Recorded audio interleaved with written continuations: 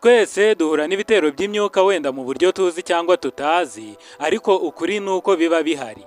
Kandi niba dushaka gutsinda intambara duhanganyemo n'umwanzi, ni ingenzi cyane kumenya icyo ashobora gukora n'icyo adashobora gukora. Muri video y'uyu munsi ngiye kukubwira ibintu 5 Satani adashobora gukora tugendeye kuri Bibiliya.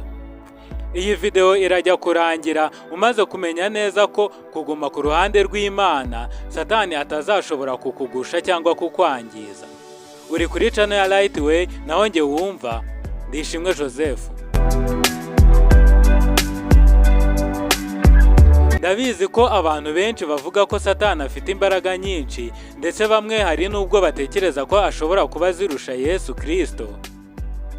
Nibyo koko Satani afite imbaraga, ariko imbaraga ze zifite imipaka zitarenga. Kubera ko Imana ishobora kugenzura Satani, kandi Satani akora ibyo Imana yemeye ko bibaho.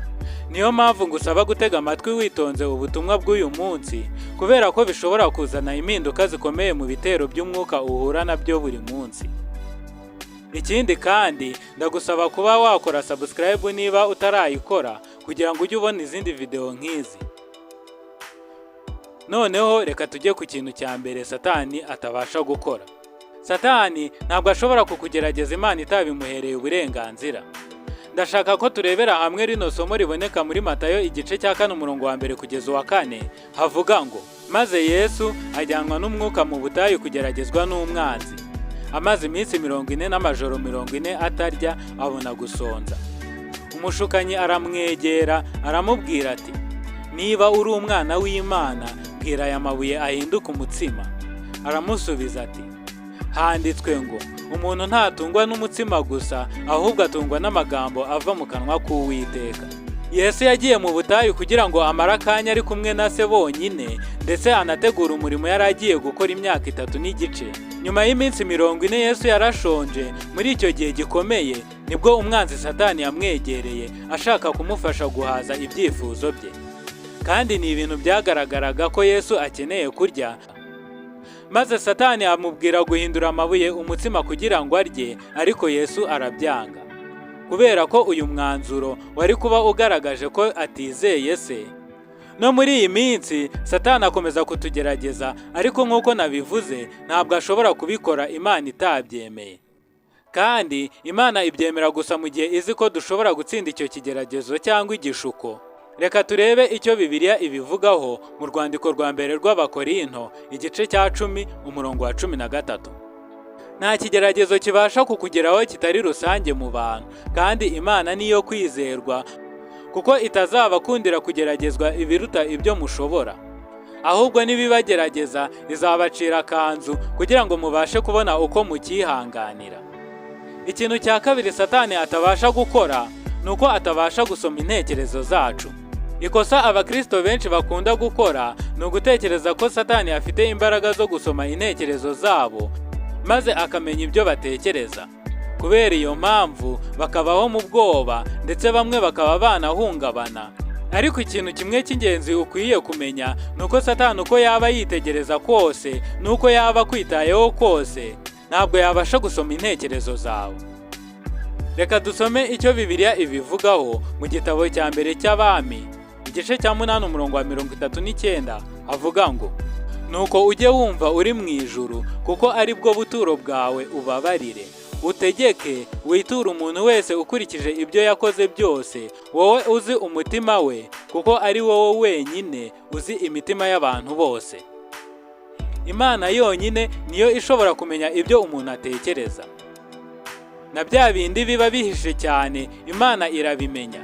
Na Yesu nawe akiri hano ku isi yashoboraga kumenya ibyo abantu batekereza. Yesu yamenye ibintu intumwa ye yatekerezaga mbere yuko imugambanirisha kumusoma, kandi na n'ubu ashobora kumenya ibyo dutekereza, ndetse n'ibyifuzo biba mu mitima yacu. Nubwo Satani atamenya ibiri mu ntekerezo zacu, ariko nanone ni umuhanga cyane mu kwiga imyitwarire n'imico ya muntu. Nko mu gihe Adamu na Eva baremwaga, yabashije kwiga imyitwarire yabo. N'uburyo twebwe abantu buri gihe tuba tubogamiye mu ruhande rwo gukora ibyaha. Kandi buri gihe cyose aba yiteze kutugerageza kugira ngo tugire amahitamo mabi. Niyo mpamvu Bibiliya ivuga ko ameze nk'intare ihora ishaka uwo yaconshomera. niyo mpamvu tuba dukwiriye gushishoza. Ikintu cya gatatu Satani atabasha gukora ni uko adashobora kuduhatira gukora icyaha. Satani ntabasha kudukoresha icyaha ku ngufu.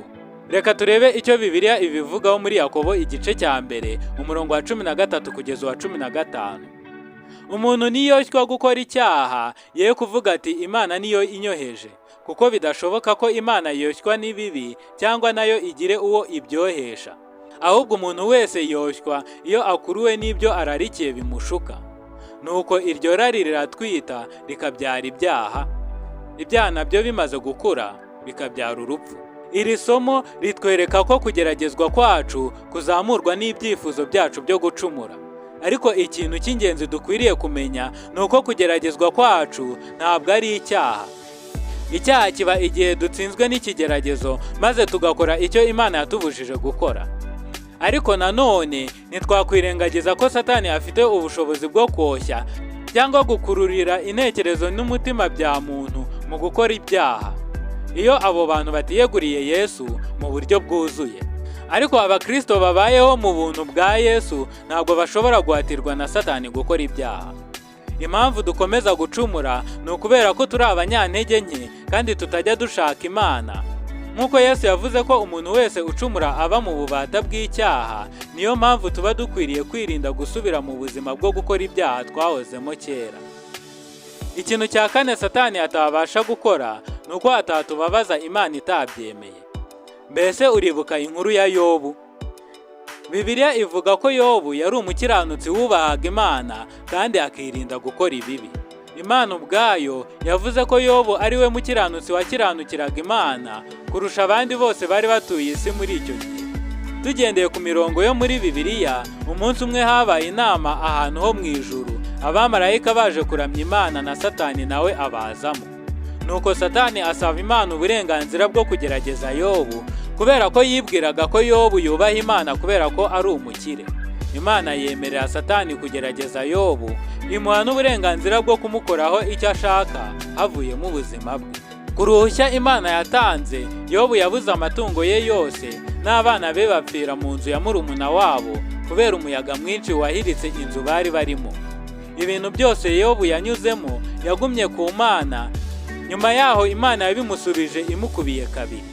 Ikintu cy'ingenzi dukwiriye gusobanukirwa ni uko nta buribwe n'imibabaro Satani ashobora kudutera Imana itabimuhereye uruhushya. Muvandimwe, igihe cyose ibintu biri kugenda mu buryo utabikekaga, ukwiriye kuzirikana ko Imana ariyo igenzura buri kintu cyose kiba kiri kuba. Kurira no kubabazwa kwawe gufite igihe ntarengwa bizarangirira. Nk'uko no kuri Yobu wanyuze mu bihe bibi cyane nawe byarangiye. Ntuzigere urekera aho guhimbaza no gushima Imana. Na Yobu nawe mu gihe yari yugarijwe n'ibihe bibi cyane, ntabwo yigeze ashidikanya ku mbaraga no kugira neza by'Imana. Ikintu cya gatanu Satani atabasha gukora ni uko atakubuza gukizwa. Igihe Petero yari mu rugendo rw'ivugabutumwa, yabwiye abatambyi bo mu rusengero, nk'uko biboneka mu byakozwe n'intumwa igice cya 4 umurongo wa 10 kugeza wa 12. Ariko mumenye mwese n'abantu bose bo muri Isirayeli yuko ari izina rya Yesu Kristo w'i Nazareti, uwo mwabambye, Imana ikamuzura, ari ryo ritumye uyu muntu ahagarara imbere yanyu ari muzima. Yesu niwe buye ryahinyuwe namwe abubatsi, kandi ryahindutse irikomeza imfuruka. Kandi nta wundi agakiza kabonerwamo, kuko ari nta rindi zina munsi y'ijuru ryahawe abantu dukwiriye gukirizwamo. Petero yari yuzuye umwuka igihe yerekaga abayuda ko Yesu wenyine ashobora gukiza. Iki ni cyo nshaka ko usobanukirwa. Satani nta bushobozi afite bwo kudukiza cyangwa kuduha ubugingo buhoraho, nta nubwo kandi yatubuza kwakira agakiza. Nitwe twenyine dushobora gutuma ibyo biba iyo gusa tugiye kure y'Imana. Bavandimwe, ntihakagire umuntu bashuka ababwira ko inzira zose zigera ku Mana kandi ko abantu bose bazakizwa. Yesu wenyine niwe nzira, ukuri n'ubugingo. Ndashaka ko umenya ko ibihe uri kunyuramo uko byaba bikomeye kose, wenda Satani ashobora kuba yarajijishije intekerezo zawe ko nta Mana ibaho, cyangwa se ngo ntabwo ikwitayeho. Ntutakaze icyizere ku Mana kubera ko niyo yonyine itazagutererana. dore ko yabigaragaje ubwo yoherezaga umwana wayo akaza kugupfira ku musaraba mu cyimbo cyawe.